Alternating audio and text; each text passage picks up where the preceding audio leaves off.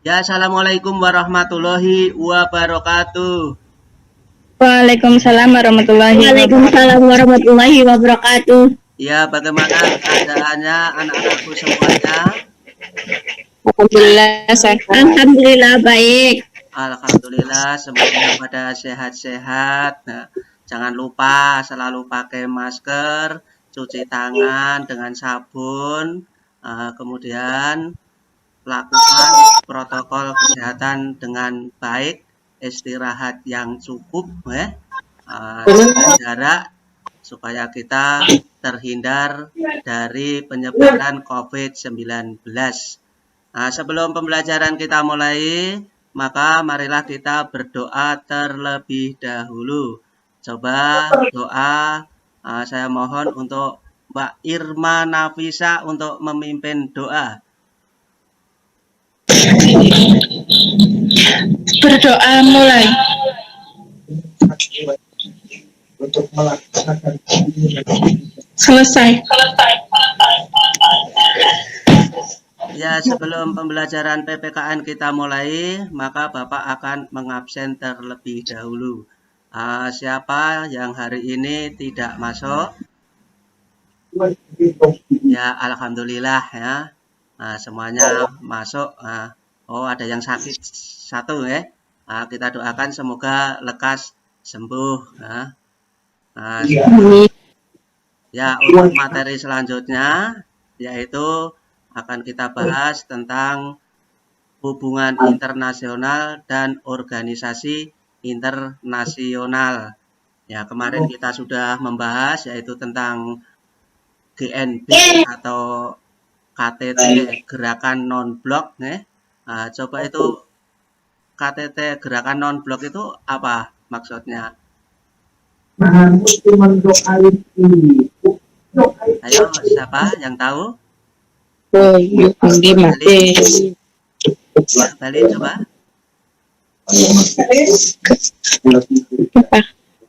Ya, GNB, KTT Gerakan Non-Blok.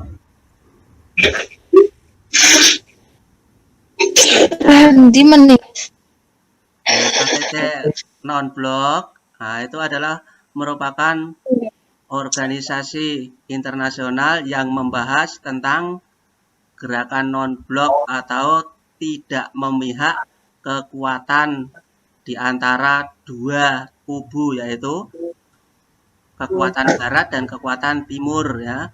Nah, kekuatan barat itu diprakarsai oleh Amerika Serikat dan kekuatan timur itu diprakarsai oleh Uni Soviet. Nah, akan tetapi Uni Soviet itu sekarang sudah bubar, jadinya tidak ada yang namanya blok barat dan blok timur. GNB itu diadakan setelah adanya Perang Dunia Kedua. Nah, itu akan kita hubungkan yaitu untuk materi yang sekarang yaitu hubungan internasional dan organisasi internasional.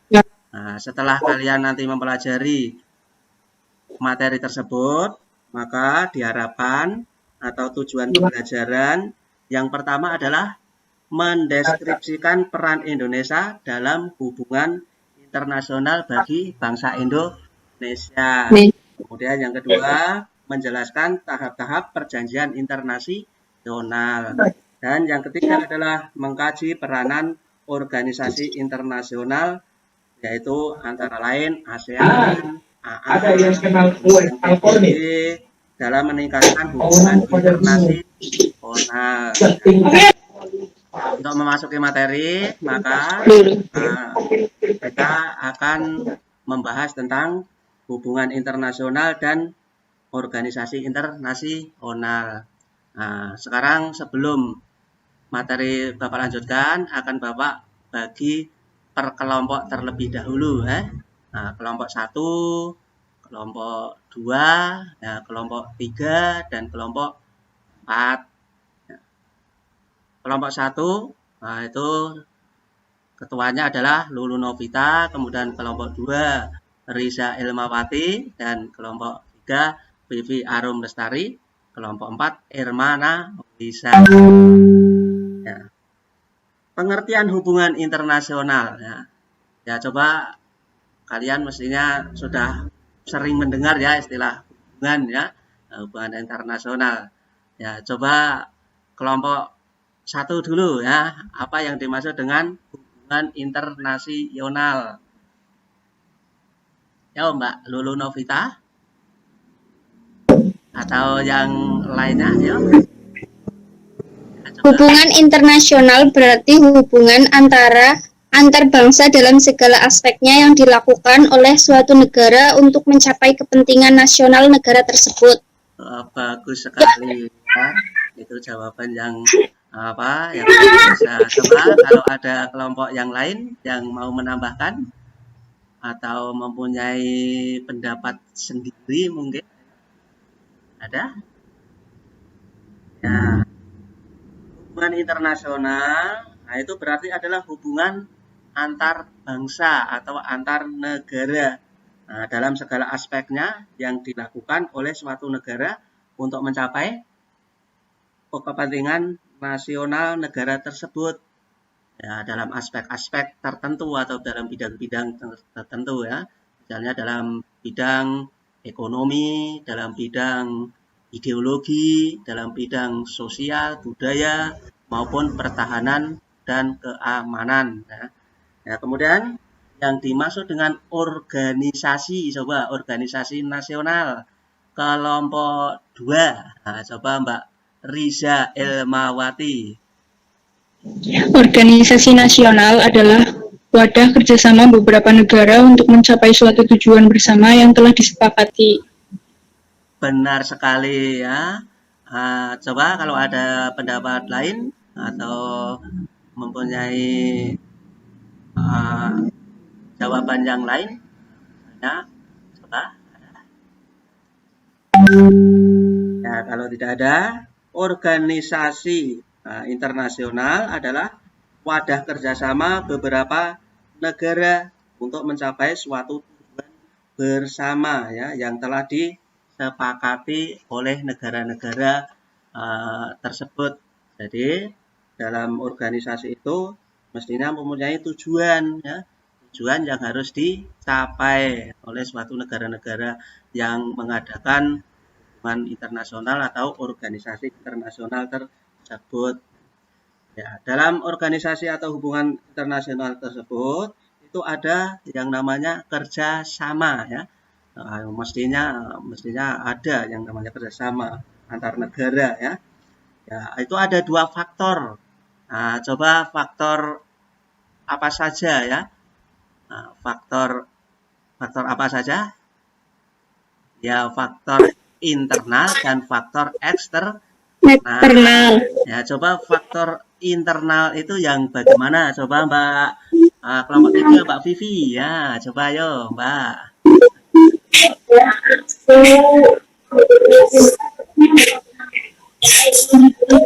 Faktor internal yaitu kekhawatiran terancam kelangsungan hidup sebuah negara melalui kudeta, intervensi negara lain, hingga penguasaan oleh negara lain. Bagus sekali jawabannya ya. Ada yang lain, misalnya mempunyai pendapat lain atau kelompok lain? Mbak Fardila mau menambahkan? Tidak? Mbak Wiwit? Atau Mbak Irna? Ya, faktor internal ya, faktor internal itu kan dalam ya, dari dalam. Dari dalam yaitu kekhawatiran terancam kelangsungan hidup sebuah negara melalui kudeta, intervensi negara lain, hingga penguasaan oleh negara lain. Jadi suatu negara itu mempunyai suatu kekhawatiran kalau tidak mengadakan kerjasama dengan negara lain ya. Nah, kemudian yang faktor eksternal ya, coba sekarang kelompok 4 ya, Mbak Irma Nawisa, coba Mbak. Kelompok 4 faktor eksternal. Faktor eksternal yaitu suatu bangsa atau negara tidak dapat berdiri sendiri tanpa bantuan dan kerjasama dengan negara lain. Benar sekali ya, jawabannya lengkap dan bagus ya. Nah, ada yang mau menambahkan dari pendapat dari Mbak Irma atau mempunyai jawaban tersendiri? Mbak Irna? Faktor eksternal yaitu suatu bangsa atau negara itu tidak akan dapat berdiri sendiri tanpa bantuan dan kerjasama dengan negara lain. Ya ibaratnya kita itu hidup di masyarakat ya, kita kan tidak mungkin akan hidup sendiri tanpa bantuan tetangga-tetangga atau tanpa bantuan orang lain. Jadi dalam negara pun juga seperti itu ya. Nah, kemudian dalam pola-pola hubungan internasional itu ada beberapa ya. Misalnya adalah hubungan bilateral, hubungan regional, dan juga hubungan multilateral. Coba hubungan bilateral itu hubungan yang bagaimana? Coba Mbak Wiwit Nur Fadilah. Bilateral adalah hubungan antara kerjasama dua negara. Ya, bagus. Ada yang mau menambahkan? Menambahkan jawaban dari Mbak Wiwit?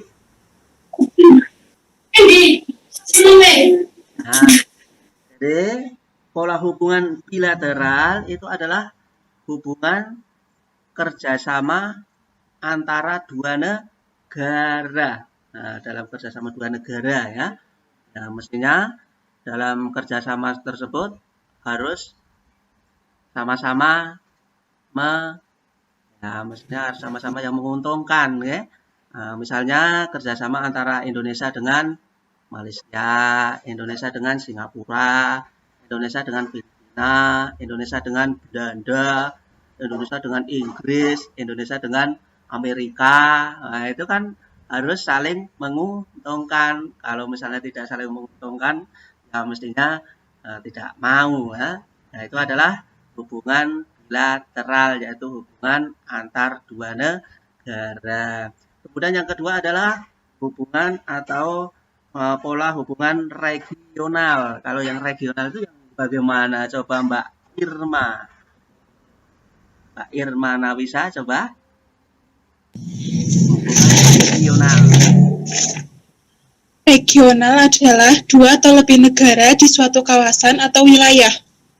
Ya, bagus sekali. Coba ada lagi yang mau menambahkan jawaban dari Mbak Irma atau mempunyai pendapat tersendiri?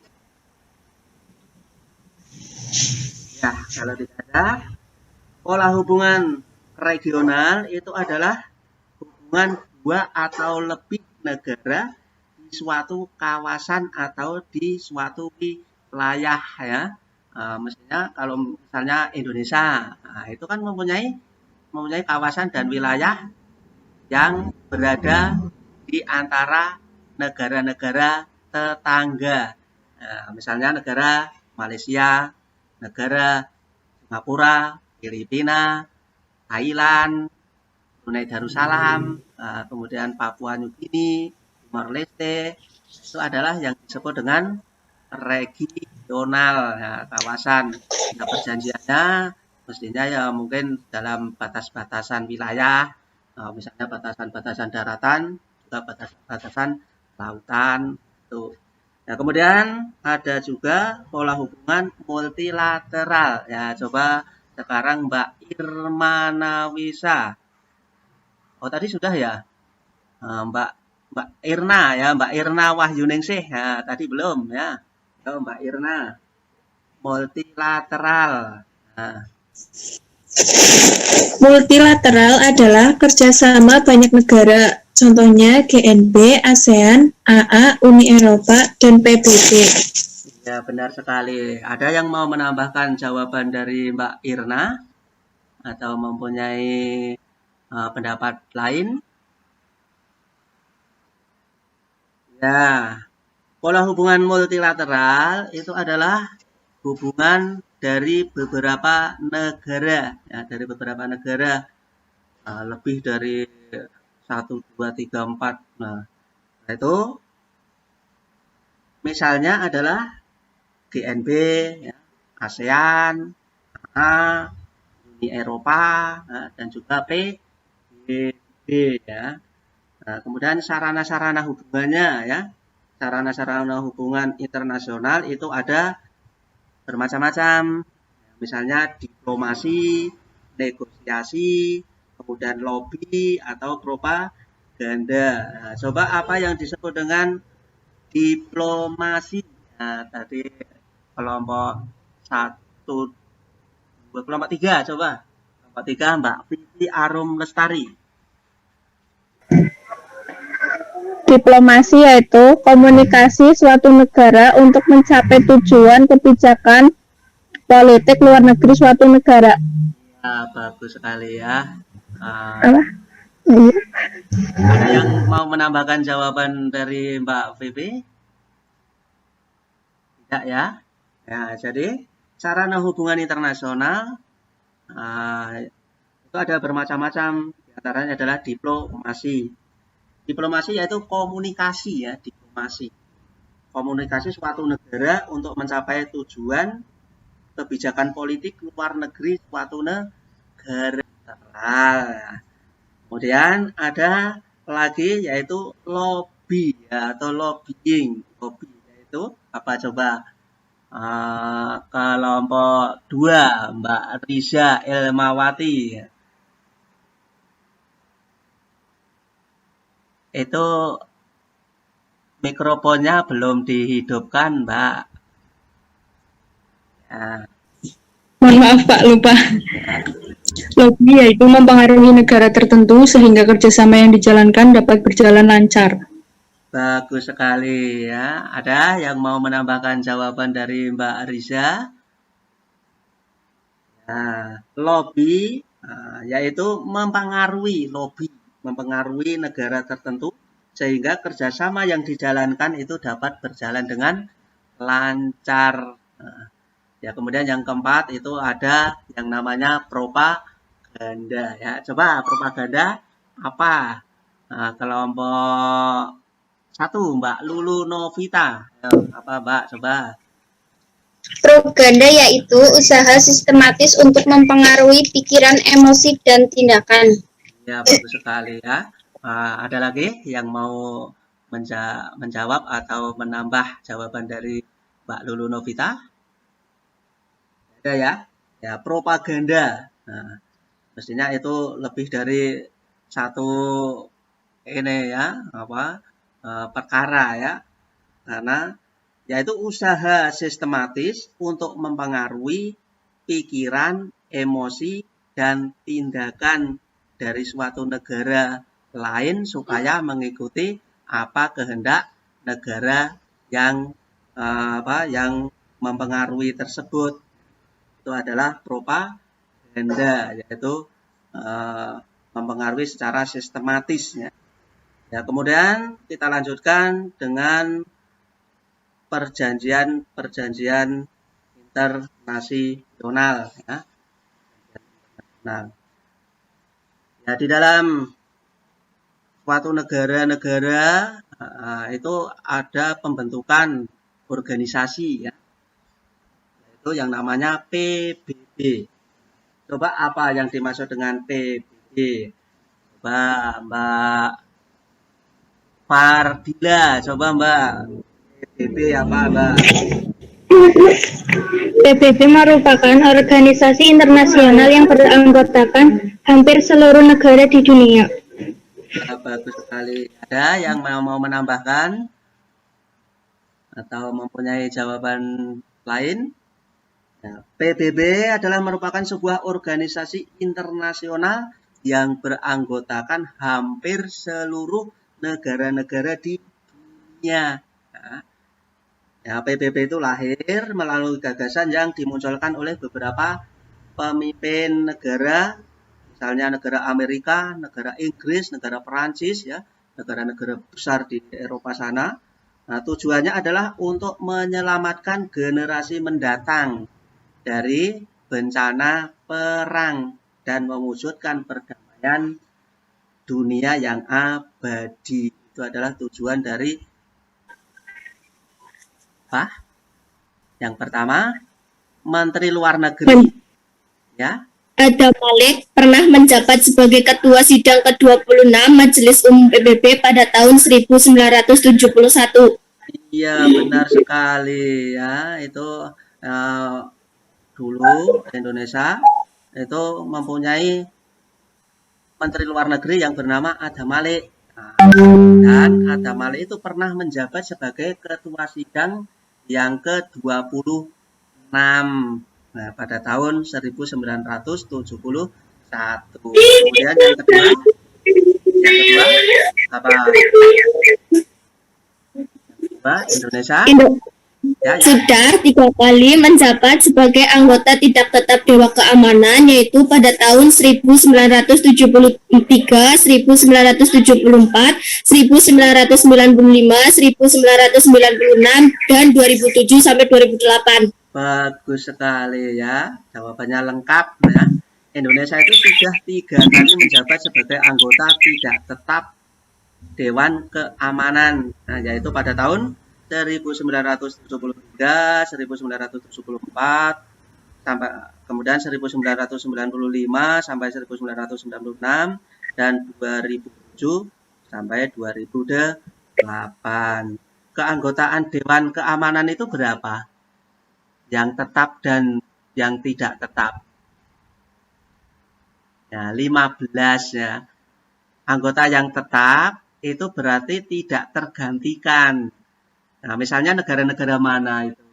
Negara-negara yang besar-besar, yang kuat-kuat itu. Mana saja coba? Ya, nggak ada yang ingat?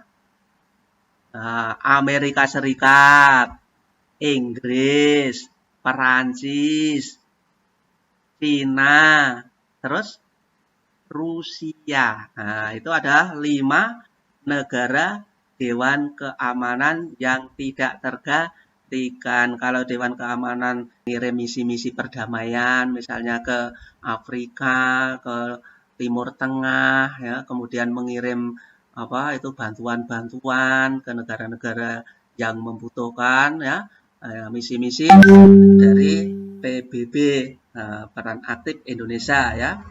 Kemudian kita lanjutkan yaitu dengan organisasi di kawasan Asia Tenggara. Nah, organisasi apa itu yang ada di kawasan Asia Tenggara? Asia Tenggara coba tahu? ASEAN. Iya benar, ASEAN ya. ASEAN itu anggotanya adalah negara-negara yang berada di Asia Tenggara. Nah, itu anggotanya misalnya negara mana saja? Malaysia, Filipina, Singapura, dan Thailand. Ya, itu adalah negara-negara pelopor atau pendiri ya. Nah, kemudian negara-negara yang ikut ke ASEAN itu ada banyak ya. Ada ya Indonesia, Malaysia, Singapura, Filipina, Thailand, Myanmar, Kamboja, Laos ya. Banyak ya. Kemudian lain-lain juga mengikuti, misalnya ada Brunei Darussalam ya, kemudian sekarang juga ada Timor Leste ya. Sekarang kita lanjutkan yaitu dengan Indonesia itu menjadi tempat sekretariat ASEAN, yaitu berada di Jakarta. Berfungsi sejak tanggal 7 Juni 1976. Nah, tugas-tugas atau tugas dari sekretariat ASEAN itu apa yang ada di Jakarta itu? Tugas-tugas apa coba Mbak Wiwit ya, Mbak Wiwit. Bertugas memprakarsai, memberikan nasihat, melakukan koordinasi, dan melaksanakan kegiatan-kegiatan ASEAN. Iya, benar sekali ya. Ada yang mau menjawab lain? Nah, jadi kantor sekretariat ASEAN itu berada di Jakarta. Ya. Berfungsi sejak tanggal 7 Juni 1976. Nah, tugasnya adalah memprakarsai, memberikan nasihat, melakukan koordinasi, dan melaksanakan kegiatan-kegiatan ASEAN. Nah, Indonesia itu memandang penting yang namanya perdamaian ya untuk kestabilitas. Setelah ada kesepakatan perundingan, maka kemudian diapakan? Coba diapakan Mbak Erna? Yang senyum-senyum coba apa Mbak? Nah, setelah ada kesepakatan maka ada penandatanganan ditandatangani ya kesepakatan tersebut supaya mempunyai kekuatan hukum ya. Nah, setelah ada penandatanganan maka langkah selanjutnya apa? Langkah yang ketiga. Pengesahan. Iya, bagus sekali, yaitu pengesahan. Nah, setelah disahkan, maka maka perjanjian internasional itu sudah berjalan atau sudah berlaku bagi setiap negara-negara yang mengadakan perjanjian tersebut. Ya, kemudian dalam perjanjian itu maka sudah ada diplomatik adalah mewakili negara pengirim di dalam negara penerima. Itu akan kita bahas untuk minggu yang akan datang. Untuk pertemuan kali ini maka kita akhiri, tetapi sebelum kita akhiri maka coba disimpulkan terlebih dahulu ya, apa kesimpulan dari materi tadi. Coba kelompok berapa ya? Kelompok 4 coba disimpulkan. Mbak Irma bisa coba. Kesimpulannya adalah hubungan internasional berarti sebuah hubungan antar bangsa, baik antar warga negara suatu negara dan warga negara lain, negara dan individu atau badan hukum, serta negara dan negara. Organisasi internasional adalah wadah kerjasama beberapa negara untuk mencapai suatu tujuan bersama yang telah disepakati. Perjanjian internasional Ya, teruskan ya. Perjanjian internasional adalah suatu ikatan hukum yang terjadi berdasarkan sepakat antar negara-negara sebagai anggota organisasi bangsa-bangsa dengan tujuan melaksanakan hukum tertentu yang mempunyai akibat hukum tertentu pula. Perserikatan Bangsa-Bangsa atau PBB adalah sebuah organisasi internasional yang anggotanya hampir seluruh negara di dunia. Lembaga ini dibentuk untuk memfasilitasi hukum internasional, pengamanan internasional, lembaga ekonomi, dan perlindungan sosial. Ya, sangat bagus sekali kesimpulannya, ya lengkap sekali kesimpulannya.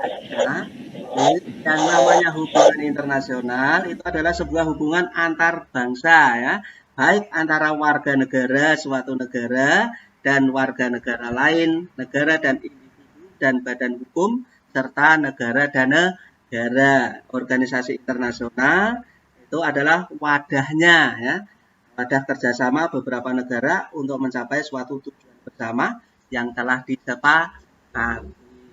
Sedangkan perjanjian internasional itu adalah suatu ikatan hukum yang terjadi berdasarkan kata sepakat antara negara-negara sebagai anggota organisasi bangsa-bangsa dengan tujuan melaksanakan hukum tertentu yang mempunyai hak hukum tertentu pula.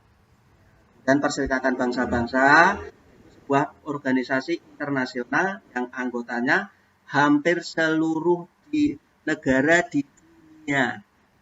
Lembaga ini dibentuk untuk memfasilitasi hukum internasional, pengamanan internasional, lembaga ekonomi, dan perlindungan sosial. Ya, karena waktunya sudah habis, maka Bapak akan memberikan tugas kepada kalian untuk dikerjakan di rumah, yaitu sebagai evaluasi. Nantinya kalian bisa kirim lewat Google Classroom atau lewat ya. Berhubung waktunya sudah habis, Bapak akhiri. Wabillahi taufiq wal hidayah. Wassalamualaikum warahmatullahi wabarakatuh. Waalaikumsalam warahmatullahi wabarakatuh. Dadah Pak Guru.